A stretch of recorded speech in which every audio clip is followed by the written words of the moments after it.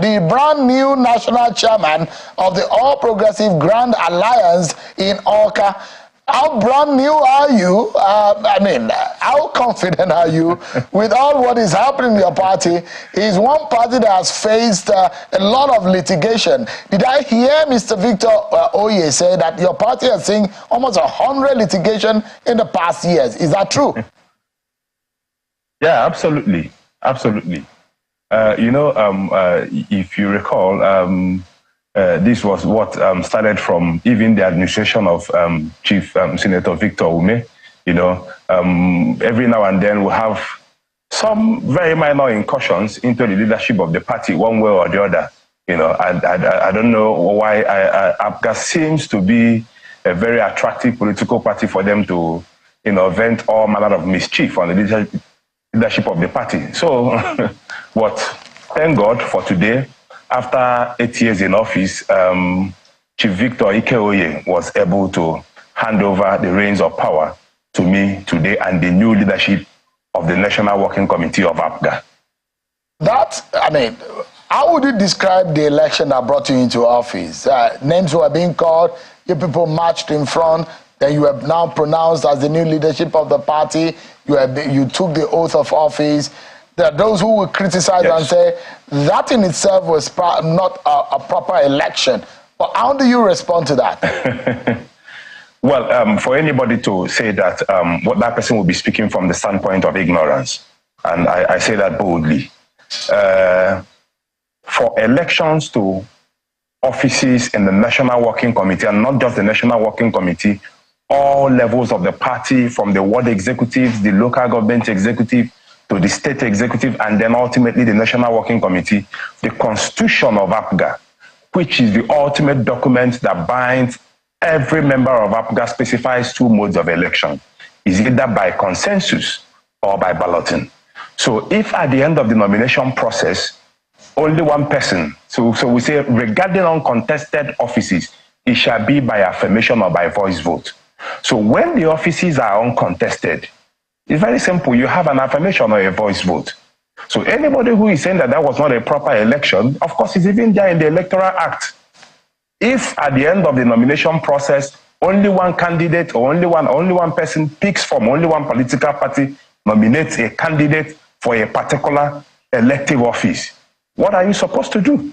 But in that under sense, the Electoral Act, you have a yes or no vote. Yes. So in that sense, there are those who will contest and say, yes, there is the option of consensus, because by the Electoral Act of 2022, it now provides for three kind of election: direct, indirect, and consensus. Under the consensus, there are also procedures in which a consensus candidate must emerge. That any other person... That one is for primary. Primary, yes, but that one is for primary in case of party election. I'm talking about election to, in case of party election, first of all, you talk about APGA Constitution.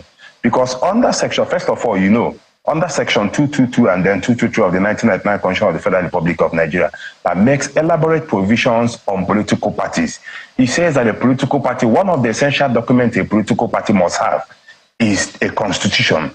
And that constitution must be domiciled in the regulatory body, which is the Independent National Electoral Commission. So it is that document that binds the members of that political party, including all the various organs, all the various stratas of the political party. And it is that document that specifies the mode of election. So when that document, which is the constitution of APGA, says you can have your election, you can elect your officers, either by balloting when the offices are contested, or by affirmation or vice vote when the offices are non-contested.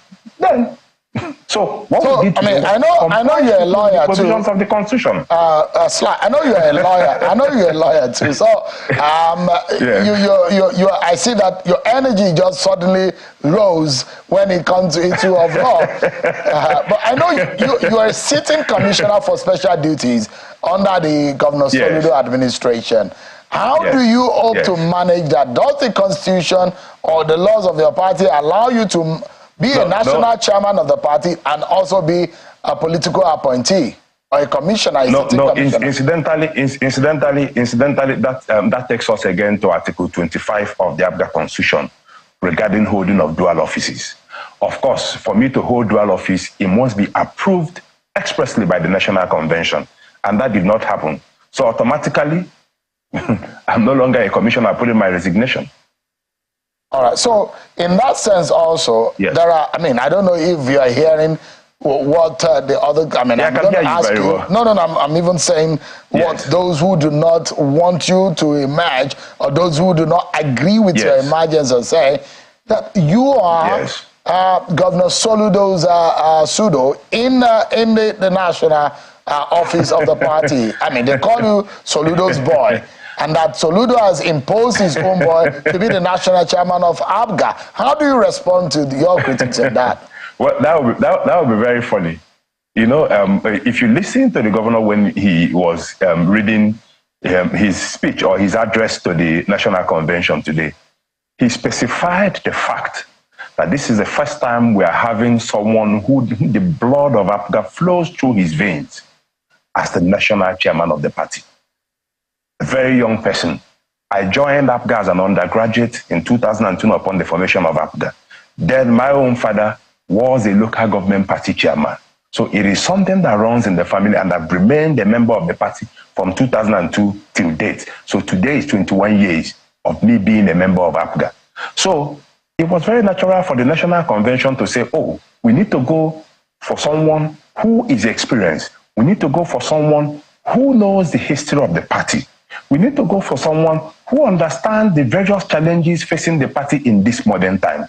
And we need to go with the trend. And what is the trend? The trend is that the emerging narrative in Nigeria now is that there is increasing youth consciousness towards political activities. Of course, you saw what happened during the last election.